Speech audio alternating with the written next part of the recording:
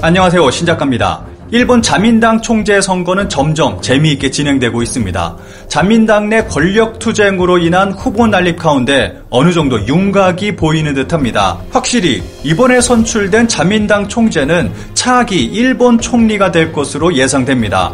이런 가운데 대중적 지지도 1위를 달리고 있는 후보가 네오나치와 관련이 있어 커다란 논란이 일고 있습니다. 자민당 총재 선거 TV 보도가 쓸데없이 뜨거운 이유, 가장 알기 쉬운 권력 투쟁에 시청자들의 관심 모여 자민당 총재 선거에 전 국민의 관심이 쏠리고 있고 모든 미디어는 이 내용을 보도하고 있습니다. 이렇게 국민의 관심이 자민당에 쏠리면서 재미있는 현상까지 벌어지고 있습니다. 스가 총리는 자민당의 구세주였다. 총재 선거가 화제가 될수록 자민당의 지지율이 올라간다는 아이러니. 스가 총리가 사퇴를 발표하자마자 자민당 지지율이 급상승하는 어이없는 일이 발생하고 있습니다. 교도통신이 최근 발표한 정당 지지율 설문조사에 의하면 자민당 지지율은 46%로 전월보다 6.5포인트 늘어났습니다. 입헌민주당은 12.3%로 전월 대비 0.7포인트 소폭 증가했고 다른 정당은 하락세를 보였습니다. 전체적인 그림을 살펴보면 자민당의 지지율은 지속적으로 올라가고 있고 야당의 지지율은 지속적으로 하락하는 그림이 나오고 있는 것입니다. 지난달만 하더라도 정권 교체의 이야기가 나올 정도의 분위기였는데 지금 상황을 지켜보면 정권 교체는 불가능할 거라는 생각이 듭니다. 자민당 총재 선거에 온 국민의 관심이 쏠리고 있고 이와 함께 자민당의 지지율도 상승하는 상태에서 국민들이 원하는 새로운 자민당 총재가 나오고 중의원 선거가 치러지면 볼 곳도 없이 자민당이 압승하게 될 것입니다. 자민당의 꼼수가 한치의 오차도 없이 계획대로 진행되고 있는 모습입니다. 이런 가운데 자민당 총재 후보는 5명으로 추려졌습니다. 이 중 가장 주목받고 있는 사람이 바로 타카이치 사나에입니다. 야후 재팬에서 실시 중인 자민당 총재 후보 지지에 대한 설문 결과를 살펴보겠습니다. 22만 명이 넘는 엄청난 인원이 참여했습니다. 1위는 타카이치 사나에로 48%의 지지를 얻고 있습니다. 시간이 갈수록 이 수치는 점점 더 높아지고 있습니다. 2위가 고노다로 27%입니다. 1위와 2위의 차이가 무려 21%나 됩니다. 이 결과로 자민당 내 투표 결과를 대충 짐작해 볼 수 있을 거라고 생각합니다. 타카이치는 벌써부터 언론의 관심이 집중하고 있습니다. 타카이치 씨, 기자회견에서 보도 관계자 고함. 사건이 하나 터졌고 이 사건을 통해서 타카이치의 입지가 어떠한지 알 수 있습니다. 타카이치의 자민당 총재 선거 출마 표명 기자회견에서 어느 프리랜서 기자가 큰 소리로 아베에 대한 봐주기가 있었는가, 모리토모 학원 문제에 대해 재조사할 것인가 등에 대해 질문했습니다. 여기서 다른 기자들의 그만하라는 제지가 있었고 타카이치는 그만 소리 지르라며 회장을 나갔습니다. 이 회견을 통해 타카이치는 아베와 밀접한 관계가 있다는 것과 곤란한 질문이 나오자 다른 기자들이 타카이치를 지켜주고 있다는 것을 알 수 있습니다. 이것만 봐도 타카이치는 확실히 대세가 되고 있다는 것을 알 수 있습니다. 이런 타카이치가 네오나치와의 관계가 밝혀져 논란이 일고 있습니다. 타카이치 사나에는 여러 가지 문제를 안고 있는 후보이기도 합니다. 많은 대중들의 지지를 얻고 있지만 일본 여성계에서는 그녀를 반대하고 있습니다. 모든 여성 관련 정책을 반대하고 있고 남성 중심적 정책만 지지하고 있기 때문입니다. 우선 타카이치는 일본에서 커다란 문제를 낳고 있는 부부별성 제도를 강력히 반대하고 있습니다.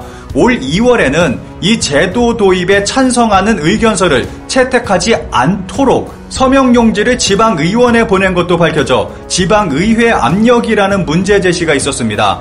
2017년에는 아사히 신문의 동성결혼에 대한 설문조사에 대해 어느 쪽이냐고 묻는다면 반대라는 코멘트를 남기기도 했고 동성 커플은 구별할 필요가 있다는 발언을 하는 등 성소수자 차별에 대한 발언도 꺼리낌 없이 하고 있습니다. 2013년에는 혼외자는 혼인관계 자녀보다 유산 상속분이 반이다라는 규정에 대해 대법원이 위헌 판결을 냈는데 타카이치는 이에 대해 굉장히 슬프다라는 코멘트를 했습니다. 그리고 2012년 5월 의원연맹이 유튜브에 올린 제3회 도쿄 연수회라는 동영상에는 국가의 성장 전략과 세금, 사회보장에 대해 언급했는데 불쌍한 표정을 하고 받을 수 있다면 받자, 약자인 척하고 조금이라도 더 얻어내자, 그런 국민이 많아지면 일본은 망해버립니다 라며 생활보호 수급자에 대해 조롱하는 듯한 발언을 하기도 했습니다.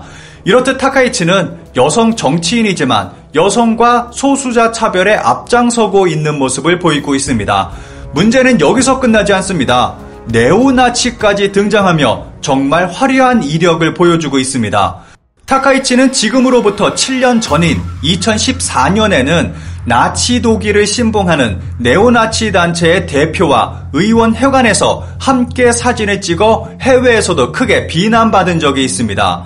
네오나치와 투샷, 타카이치 총무상, 전쟁에 대한 반성을 자학사관이라고 공격, 일독 우호 결의에 반대. 2014년에 나온 기사입니다. 당시 일본에서는 타카이치가 네오나치 대표와 함께 사진을 찍은 것이 크게 논란이 됐습니다.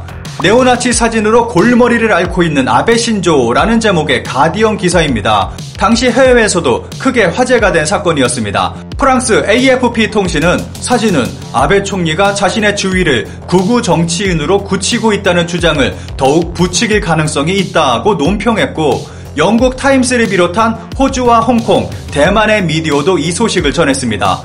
그런데 당시 사진을 자세히 살펴보면 타카이치 말고도 이나다 토모미 전 방위상의 모습도 보이고 다른 자민당 의원들도 네오나치 대표와 사진을 찍은 것을 알 수 있습니다. 타카이치만이 아니라 자민당 자체가 이런 단체와 연관이 있을 수 있다는 것을 알 수 있습니다.